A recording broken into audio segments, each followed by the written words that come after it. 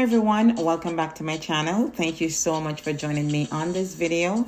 Please remember to like, share, and subscribe. So as promised, I said I would return to do the One Love movie review, and we're going to get right into it. So I was running a little bit late. The movie was supposed to start at 7:05. I got into the parking lot at 7:11 when I looked at my phone, and I was very nervous about missing some of the scenes, right? I missed not even 1 second of it. So we had purchased the tickets online, so we didn't have any delay. We just showed the phone and went right through to the room. And when I got into the room, I looked up on the screen and I saw the Paramount logo with the stars coming right over, and I said, yeah, thank God. The moment I got in there and I saw Paramount, it just hit me like little Jamaica. And then to break it down even more, a little place in Jamaica where so much suffering took place and is still taking place. This thing just birthed out of all the suffering, right? And there are good times and of course there are rough times. It's a mixed bag, but you just get very emotional to see that there will be this movie coming out. Larger than life person, Bob Marley, the reggae ambassador, the icon, the legend, right? He taught us so much in his songs, and you know, I implore everyone to just listen, because the young people they don't know the words. A lot of them don't know the words. It's just One Love. Most of them will know. Just sit and listen. Most of those songs would be like a guide, a beacon. Of course, we have the main character, Kingsley Ben Adair. He did a wonderful job. I didn't find any problems with the accent at all. It's not like when you were watching like Stellar Goddard Groove and Tay Diggs had a lot of problems with the Jamaican accent. I think he should have gotten some more coaching, because every time it's so jarring every time you hear it. And that's one of my favorite movies. So Kingsley did a wonderful job. He said he had a lot of obstacles in front of him. Like, he doesn't speak the language. He doesn't speak Patois. Probably he said he understands about 70% of it. And he had to get friends to, you know, help decipher it and, you know, teach him a few things. And of course, he was like 6'2" and Bob Marley was like 5'6". He didn't know how to sing. He's not a singer. So that's another obstacle as well. Got over those, right? It wasn't important. I hear people online saying the wig that they made to represent the locks and whatnot, that it didn't look real. The accent was off. I didn't find that. The locks look perfect. I didn't find any fault with it at all. They had a short one, you know, in his younger time, and then of course the longer ones. Good. The movie was very good. I enjoyed it, but I just think that you should have gone into a little bit more detail. Like, a lot of stuff was left out. I understand that time is of the essence, and of course money, finances, right? That plays a big role as well. Most biopics, right, they last for about 2 hours, and this was 1 hour and 47 minutes. And we're talking about Bob Marley, larger than life. That Peter Tosh part was removed from the movie. So you hear this guy complaining on social media, saying that, I think his name was Alex Gallimore. So he said that it was left on the cutting floor. And also there were parts, I think, was of Cindy Breakspear that was also left on the cutting floor. And I correct me if I'm wrong, but I saw some scenes with Rita on a donkey in the country. So I don't know, maybe those scenes were cut out as well. Maypen Cemetery, the scenes of the Wailers, you know, they would go to the Maypen Cemetery and practice, you know, to get over their stage fright and all of that. And I didn't see that. Big chunk of the movie was left on the cutting floor. The people on social media were saying that it's possible for them to maybe do a series at a later date.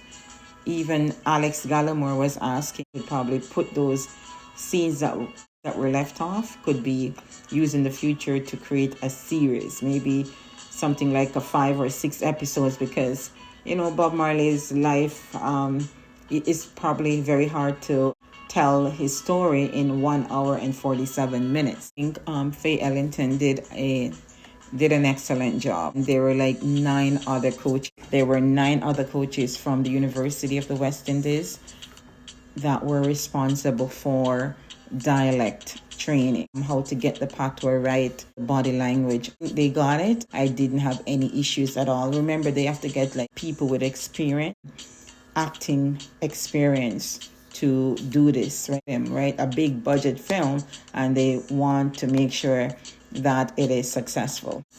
And I hear people saying that they have a casting call in Jamaica. There was a casting call in Jamaica, and I think it was at a few locations. And according to what they say, they could not find anybody, and they had to look elsewhere. They're the producers, and they make the decisions, as well as the executives, I'm sure, of Paramount. And I noticed that Brad Pitt was also an executive producer. The biopic went from 1969 to 1981, and they had to pack a lot of things into those years.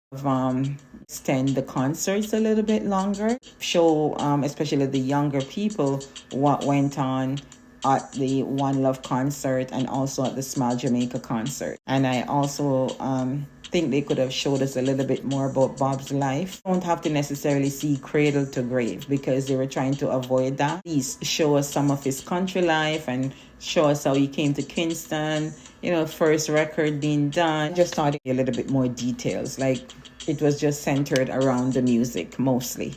So Lashana portrayal of Rita Marley was on point. I think it was exceptional, right? It was very good. So she portrayed Rita as the strong wife, and she had to actually meet Rita, get a feel for her, so to speak, right? And the movie portrayed Rita as the strong wife, that she is a mentor to Bob Marley as well, and also like a spiritual guide.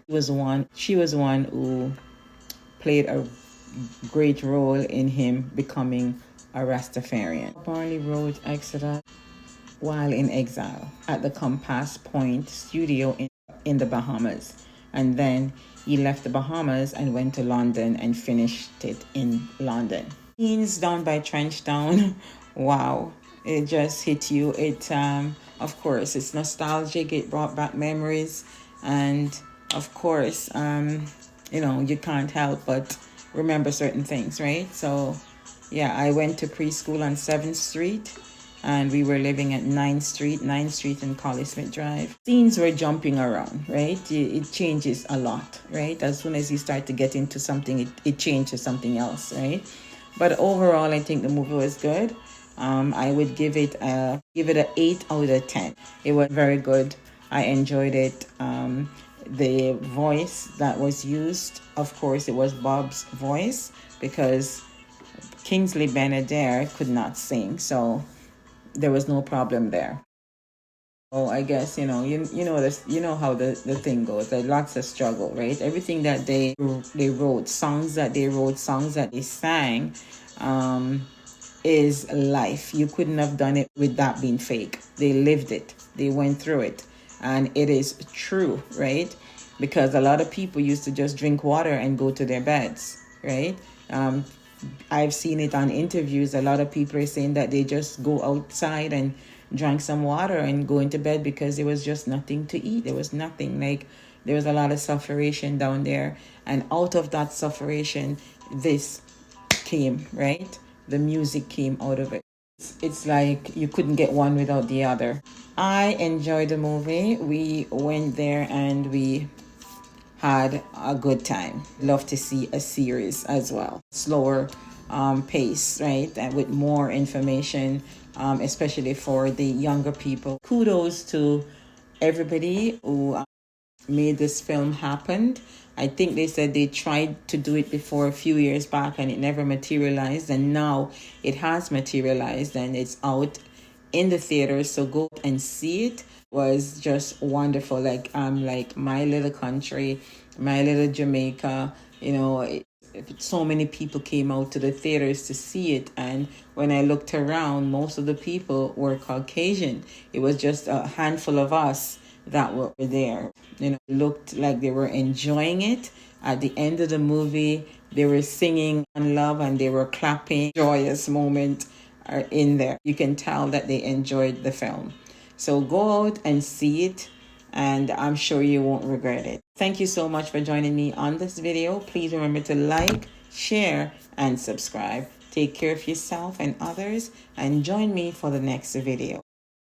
The track "Turn Your Lights Down Low," that was sung to Rita in the movie. That should have been a spoiler alert.